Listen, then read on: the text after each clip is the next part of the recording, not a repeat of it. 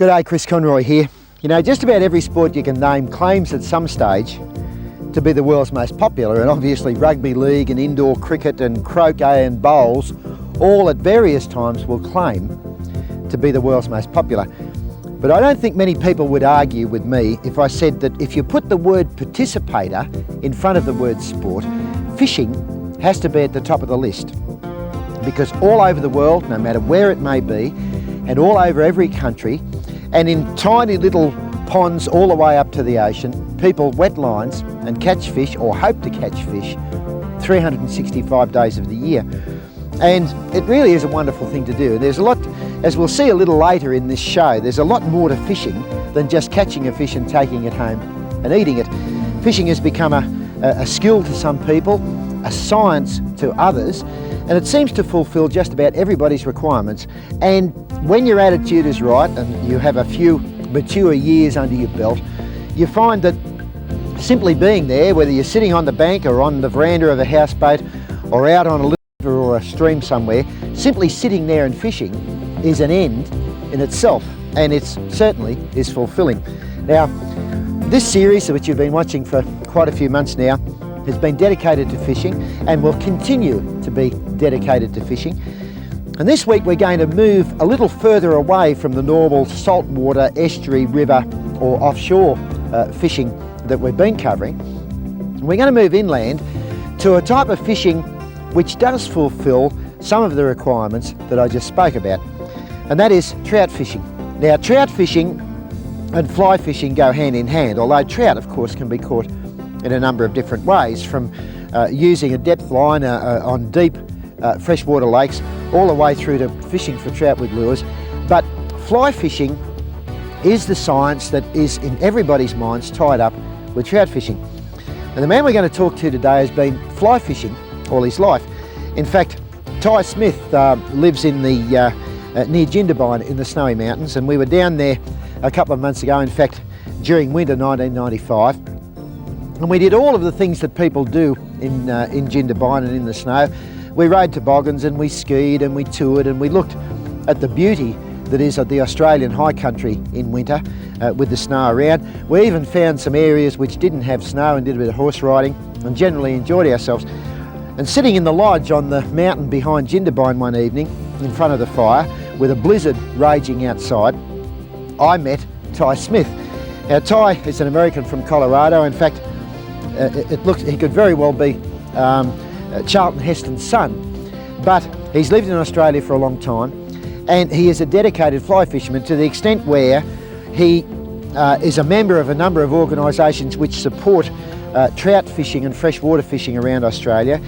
His opinion on all aspects of it is sought and respected by everybody who speaks to him, and he is also a very good talker. In fact, he's one of the best interview subjects that we've had on the show. Now, apart from being an expert fly fisherman, Ty is also very concerned about the conservation of the species, and he will have a few very pertinent words to say about that particular aspect of it. And the trend in recent years in Australia has been not only towards freshwater fishing, but also towards conservation in fishing all across the spectrum. And I suspect that that started with game fishing, and we'll see a little of that a little later, with the tag and release system. But nowadays, even recreational fishing, people who 5 years ago would not have ever thought of throwing a legal fish back, or in some cases an illegal fish, are now catching fish, putting them back and simply taking home what they require in the immediate future to eat. And that really is a wonderful trend. And the more people who do it, obviously, the more the fish there are going to be for the rest of us to catch and to enjoy. So let's move out of the heat and the sun here in southeast Queensland down to the Jindabyne area in the Snowy Mountains and talk to a fascinating man, Ty Smith. Ty, tell me about trout as a resource in Australia. Well, it's an interesting question, Chris. You know, trout were first introduced here during the 1800s, probably more for the original immigrants wanting something from their own country in the alpine areas here in the Snowies and around Australia where the water is suitable for trout. In many areas we didn't have native fish that could live in these areas. The resource as it stands now is very unique because of course we're a very, very big country, and we've been pretty much isolated from a lot of diseases and a lot of problems associated with other countries. We have actually in Australia some of the purest strain of brown trout in the world. Obviously Tasmania has got a world reputation, and of course even in this area in the Snowy Mountains, years and years ago this was a world-class fly fishing area, and it still today is very, very good. Because that introduction of species from overseas has been a sad story in lots of cases. I mean, we have sparrows, rabbits, foxes and other species which have become feral and a problem. And in some quarters, I believe the trout are regarded as a feral species, but in reality, they've integrated very well with our river systems, haven't they? Well, that's true, Chris, and there's been some research done on the trout over the past several years, and in actual fact, we found that during the winter months, the platypus, for instance, one of its substantial food sources is the eggs from the brown and rainbow trout. So you see, now here's an introduced species that's actually helping a native species. Yes. The actual impact and problems associated with trout in Australian waters has been very, very minimal. Actually, if we didn't have trout in some of our alpine rivers, we simply wouldn't have any fish of any recreational value whatsoever. Now, you mentioned recreational value, and obviously that's the aspect of trout which springs to mind when you mention trout. It's the fly fishing, which of course you do quite a lot of. In fact, we're watching you do it now, without a lot of success, but certainly with a lot of technique. But there's also another aspect to trout as well, and that is the commercial aspects of it. That's right. That's right. And you know, trout's always been an international preferred species. I don't think you'd be hard-pressed to find any really good restaurant or any place in the world that wouldn't serve trout on its menu. Whether it's smoked trout or whether it's trout pate or whether it's just the opportunity of anglers to catch trout in wild circumstances, it's definitely an international preferred species. Now, I know at the moment the season is closed in the rivers in this area, but the dams are okay to fish. That's right. Any impoundments in New South Wales during the winter, they're open to the angler at any time. So that means that you have 12 months of the year fishing, providing you select your fishing site, but it also means that the resource is allowed to renew and to grow. That's right. It's one reason why they do close the rivers during the winter time, is to give the fish a chance to spawn and reproduce. But as we have seen in the last few days, you know, the weather's been beautiful, quite suitable to go out and have a bit of a fish, you know, and really it's a 12-month season. What about fishing here in the summer? The summer's fantastic, you know. This is really the hub of the Snowies for fly fishing or trout angling in general, and it's fantastic. There's a lot of really nice alpine rivers, and of course this is where fly fishing, you know, really comes on its own. Yes. And of course the expertise in being able to identify where the fish are and place your fly right there and make it appeal to the fish. That's right. Really is what makes fly fishing a lifetime dedication. It is. It's a different form of angling. It's a real challenge. Of course, nowadays, you know, more and more sportsmen like myself, we keep but very few fish for ourselves. Most of it's catch and release. Although certainly we wouldn't deny the culinary delights of the trout at any time. Yes.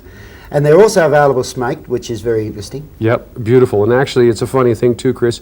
I had never eaten smoked trout until I came to Australia, and I prefer it that way myself. Just getting back to the fly fishing aspects of it, most fishermen in this country fish to catch a fish. And they either catch the fish, keep it and eat it, or they catch the fish and in the case of blue water fishing, tag and release. In the case of estuary fishing, more and more, and reef fishing offshore, they are simply releasing the fish to conserve the resource. But with fly fishing, that really, the catching of the fish is the end result of the overall exercise, isn't it? That's right. And that's what gives it that subtlety and that extra sort of, I guess, spice when you actually are successful and catch the fish. That's right. It is. It's challenging, and it takes a fair bit of practice. You don't have to be great at it to be successful. But from the time that the fly is tied on the end of the tippet or the end of the leader, it's an exercise that I like to really equate with an aerial ballet, to put the fly in the water just perfectly so that the fish is not frightened and to fool the fish. And once you do that and you go through all that exercise, it is very satisfying. I mean, you know you've won the battle, so you feel very good about letting the fish go and catch him another day maybe, or one of your mates catch him too. Ty, what about the comparison between here and America as far as fishing is concerned? Now, you've said that you live here because you can fish for many more months of the year, and you can also fish for cold water species such as trout and salmon without having to encounter snow and ship through the ice for it. What about other aspects of that? Well, you know, just the climate of Australia is really suitable to outdoor recreational activities, and as you said, you know, we've got some wonderful fishing in North America, but it's limited as to how many months of the year you can do it. The area in the Snowy Mountains is a preference for myself. Being from Colorado originally, I'm very at home in the mountains. And I think more and more Australians that come to these alpine areas are finding that it's a really nice alternative for a holiday, whether it's a skiing holiday or whether it's a summer holiday. More and more Australians, whether it be the outback or the Snowy Mountains or any recreational area, I think they're expanding more. They're becoming more and more informed about their own country rather than just along the eastern seaboard and just keen on their beach holidays. Yeah, because I think whenever we think of tourism in Australia, we think of people coming from overseas. But as you say, the facilities that have been established for overseas tourists are now being used more and more by Australians. That's which right. is a wonderful thing to see. Yeah, that's right. And I think, too, Australians, when they go to North America or Europe or whatever, they see an alternative to recreational activities that maybe they hadn't been exposed to before. Yes. So, I mean, you know, years ago, Chris, I saw and spent a great deal of time working out west when I first came to Australia. And I met very few people that had been out west, but now it's very common for people to go on out west tours. That's so there right. you go. Of course, years ago, and up until this sort of renaissance in tourism, whenever anybody thought of a holiday, they thought of the beach. That's right. They thought of going to the beach for a holiday. Yeah. Even if they lived near the beach, they'd go to another beach for a holiday. That's right, yeah. Now they're spreading inland and starting to find treasures such as trout fishing in the snowies. Yeah, that's right. And really, you know, when you view the topographical distance from the Snowy Mountains, the highest mountains in Australia, to the coast, it's only about 2 hours to the coast. Yes. It's only a hop, skip, and a jump away. We're very lucky. Yeah, We're very lucky. Yeah.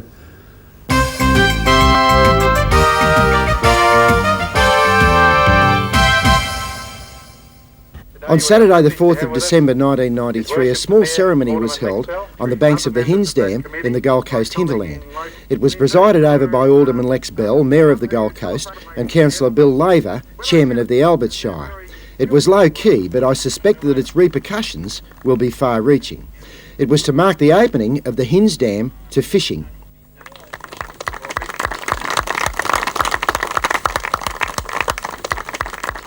For the past 2 years, the Hinze Dam Fish Management Committee has been seeding the dam with fingerlings of a number of freshwater fighting species, and the opening marked the attainment of legal size of 30 centimetres by the Australian bass, which were introduced as fingerlings 2 years ago. The 12 members of the committee gave their time free, and the cost of the stock was borne by both the Gold Coast City Council and the Albert Shire. Des Charles is the president of the committee, and I asked him about the selection of the species. Well, most of the species we've put in the dam have been proven Queensland natives or Australian natives for that, and especially when you look around at most of the dams at the back of Brisbane, most of those hold the same species that Hinze Dam holds in yellow belly golden perch, silver perch, Australian bass, and of course the Mary River cod. Now, a couple of things we should know. Firstly, none of these really are table species, are they? They're sporting species. Yes, most of the fish, most freshwater fish are that. The eating qualities of freshwater fish are fairly poor, and usually, actually, you should use those fish for sporting fish only. Now, they also don't breed, do they? So there's a finite number of fish in that dam. They're never going to breed. No, the Australian bass has got to run to salt to breed, so he certainly won't breed in dam conditions. The yellow belly and the silver perch have got to have flood conditions to breed, and that certainly won't happen in the dam. The only fish that we may have a chance of breeding is the Mary River cod. After the ceremony, Nev and I were taken out by Gordon Turner and his small tinny to try our hand. We'd been told that the fish were plentiful and aggressive, but we'd heard that before. The reality was amazing. In the space of 60 minutes, little Ben, Nev and I caught 12 fish, and Monty caught one, mainly because she only fished for 5 minutes. Now that works out to about 1 fish every 4 minutes, and when you consider that it takes a couple of minutes to play and land the fish, it represents some of the hottest action anywhere.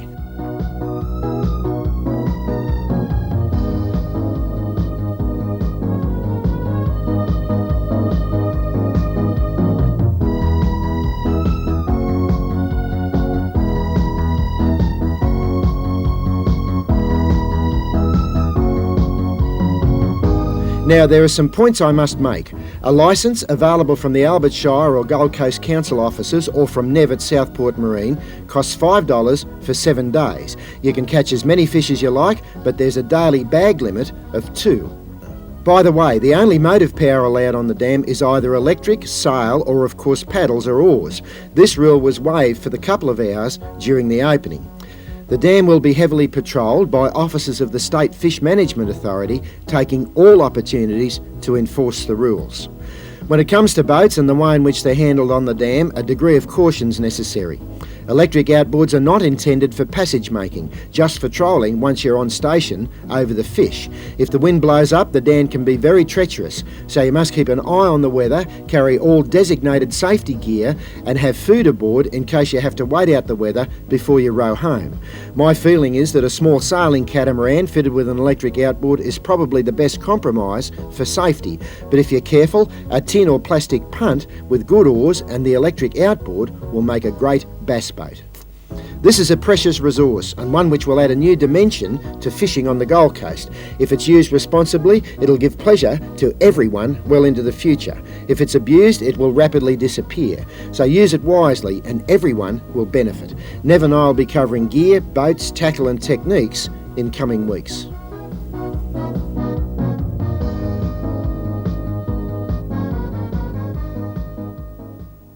All right, we're going for a complete contrast now. We've been in the freezing waters of the Snowy Mountains. We've been on the subtropical waters of the Hinze Dam. Now we're going to move further north to the Whitsundays. Each year, Hamilton Island holds a fishing competition, a fishing tournament. And we've been fortunate to be there for a couple of years and to see all the action.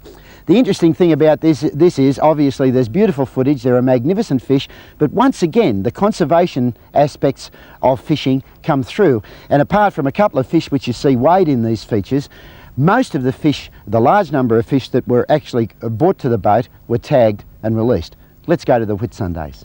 Each year, Hamilton Island hosts a wide range of special events. There are fashion parades, concours d'elegance, outrigger races and many others. And at the end of the year, the island's harbour fills with a variety of big game fishing boats as their crews engage in some hot competition for the best billfish.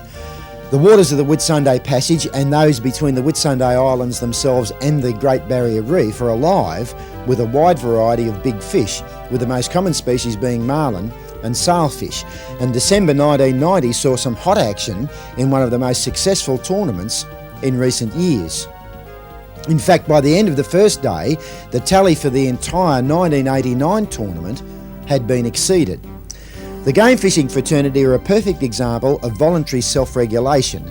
By the early 80s, it had become apparent that fish levels had been considerably impacted by the activities of longliners and drift net fishing. So the game fishing associations around the country adopted a policy of tagging and releasing rather than killing every catch.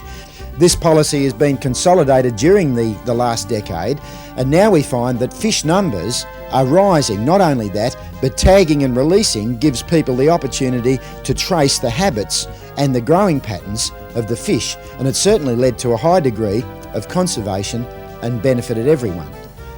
In 1990, 21 boats enjoyed superb weather for the week of the tournament, and there were a record number of fish encountered.